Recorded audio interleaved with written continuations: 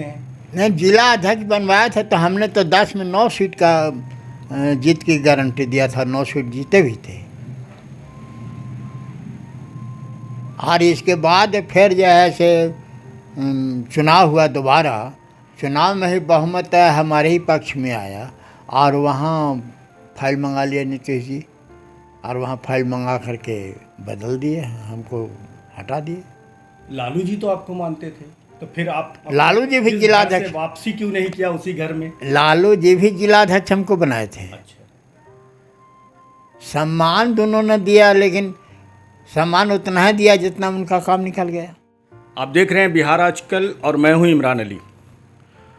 आज मैं आपकी मुलाकात कराता हूं गुरुआ के पूर्व विधायक रामचंद्र सिंह जी से।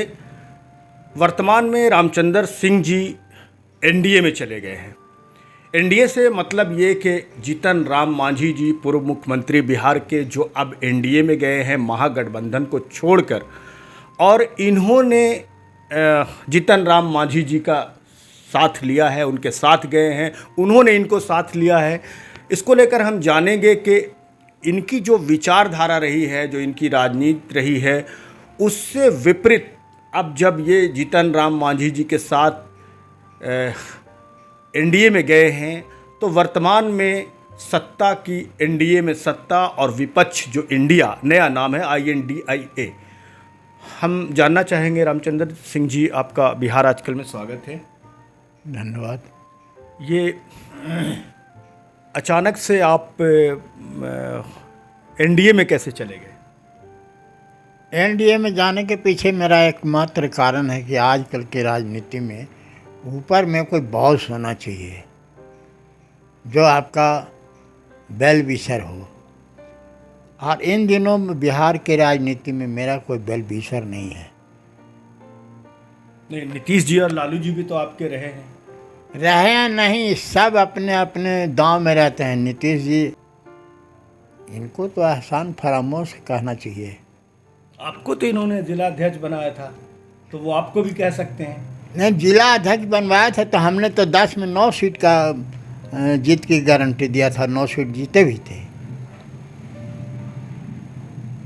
और इसके बाद फिर जो है से चुनाव हुआ दोबारा, चुनाव में ही बहुमत हमारे ही पक्ष में आया और वहाँ फाइल मंगा लिया नीतीश जी, और वहाँ फाइल मंगा करके बदल दिए, हमको हटा दिए। लालू जी तो आपको मानते थे, तो फिर आप लालू जी भी जिस जिला घर से अध्यक्ष, वापसी क्यों नहीं किया उसी घर में? लालू जी भी जिला अध्यक्ष हमको बनाए थे। अच्छा, सम्मान दोनों ने दिया, लेकिन सम्मान उतना ही दिया जितना उनका काम निकल गया। लालू जी के टाइम में भी हम जिला अध्यक्ष थे, तो उस चुनाव में भी एक अवधेश बाबू छोड़ करके कांग्रेस का कोई उम्मीदवार नहीं जीता।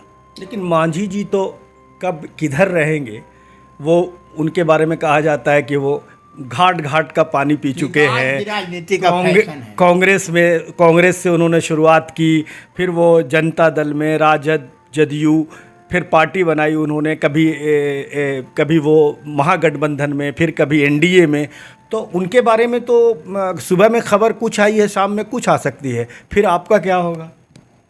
आप अगर अब जो होना होगा होगा, लेकिन हमने 100% बिलीव किया है मांझी जी पर, और मैं समझता हूँ कि मांझी जी को भी हमारे ऊपर बहुत काफ़ी भरोसा है।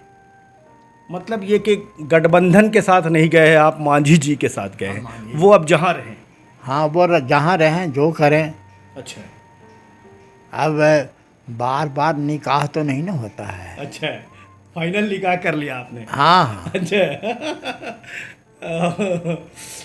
अच्छा, चलिए, भविष्य क्या लग रहा है आपको? ठीक है, आप मांझी जी के साथ गए हैं, आप मगध में एक सम्मानित नेता के तौर पे हमको माने जाते तो हैं। मांझी जी के नेतृत्व पर और नियत पर पूरा पूरा भरोसा है, अब आगे अल्लाह मालिक। अच्छा,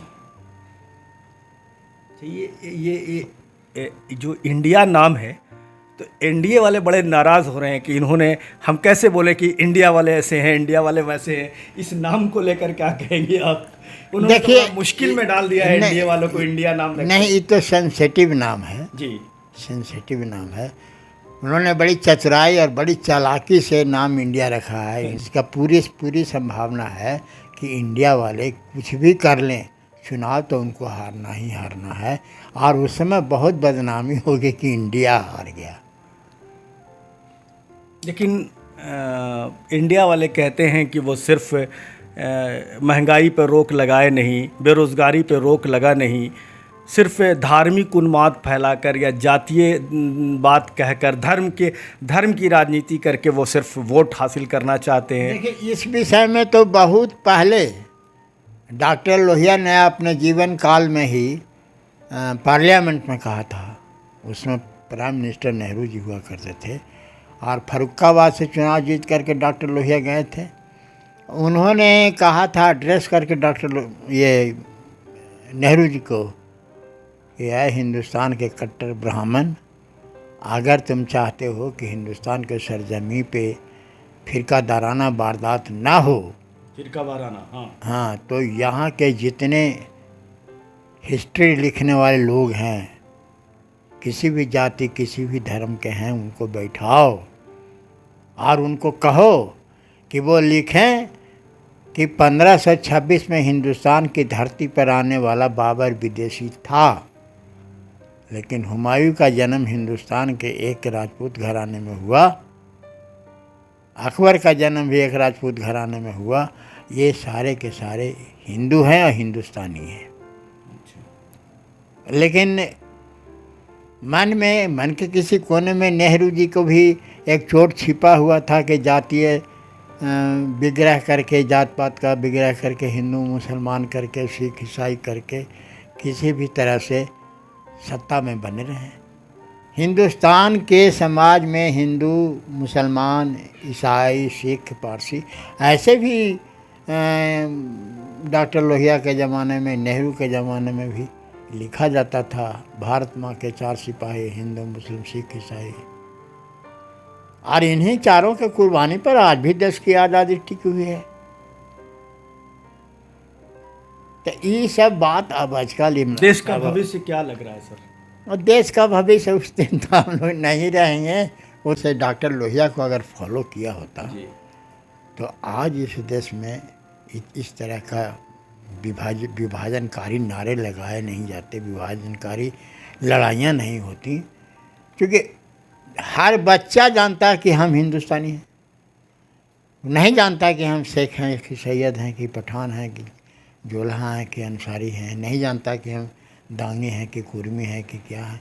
वो सब हर आदमी को समझ में यही बात आती, यही पढ़ाई होती कि हम हिंदुस्तानी हैं। अब हम लोग कहने को हिंदुस्तानी हैं, लेकिन थोड़ी देर के बाद भूल जाते हैं कि इमरान शाह मुसलमान हैं, हम हिंदू हैं। हम तो कहा, लेकिन हमारी तो एक ही पढ़ाई थी सोशलिस्ट पार्टी में, मालिक ने हर इंसान को इंसान बनाया, हमने इसे हिंदू या मुसलमान बनाया। कुदरत ने तो बख्शी थी हमें एक ही धरती, पर हमने कहीं हिंदुस्तान कहीं ईरान बनाया। ये तो हमारे नेताओं के दिमागी फितरत का देन है। क्या कार्यक्रम है सर अभी हम का, आपकी तरफ से क्या आयोजन आगे चलेगा? अभी तो हमको कोई काम मांझी जी की तरफ से मिला नहीं है। मैंने सिंपली एक मेंबरशिप उनका लिया है और 16 तारीख को मेमोरी ली, हमारे के यहाँ बेचारे भोजन वोजन किए, इसके बाद भी गए। उसके बाद से कारणवश मुलाकात भी नहीं हो सकी। मेरी बेटी पढ़ती है दिल्ली में, उसकी तबीयत ख़राब हो गई, तो उस समय कार्यक्रम चल रहा था मांझी जी का ये चंपारण तरफ, तो उन्होंने कहा था कि ज़रा आप जाइए, आप जैसा ऑपरेटर हमको चाहिए। लेकिन अब एक ही औलाद है, एक ही बेटी है, वो बीमार पड़ गई तो हमको चला जाना पड़ा दिल्ली। और उसके बाद से मांझी जी से रूबरू नहीं हो पाए हैं। अब 6 तारीख को बेटी आएगी मेरी, अभी उसका टिकट बुक करवाए हैं। तब बेटी के आने के बाद हम लेके जाएंगे, तो जरूर रुकेंगे। चूँकि हमारी आलिया बीमार थी तो एम्स में दिखाए थे, तो हम लोग को फैसिलिटी यह है कि जो आप कैश पेमेंट किया है उसको सर्टिफिकेट अगर वहाँ के डॉक्टर से दे देंगे ना, एज पर प्रिस्क्रिप्शन, तो वो पैसा बिहार सरकार पे कर देती है। या हम बीमार पड़े तो हमारी बीमारी का सारा खर्च सरकार दे देती है, केवल मेडिसिन का। अब खाने पीने का तो आप हमारा मन है कि आज मुर्ग मसल्लम खाएंगे, तो वो सब का न कोई बिल देगा न वो बिल वहाँ एक्सेप्टेबल है, ये भी नहीं है। ठीक है सर।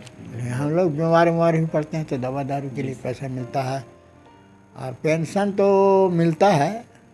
एक दो बार विधायक हो जाते तो लाख से ऊपर मिलता है। जी, लेकिन कोई कमी नहीं है आज भी। चलिए, कमी नहीं है, कोई बाप दादों की अर्जी हुई ज़मीन है, उस ज़मीन से काम करवा लेते हैं, कुछ कर भी लेते हैं, और उसी से 100 मन चावल 100 मन गेहूँ हो जाता है, तो खा पी लेते हैं। Thank you sir.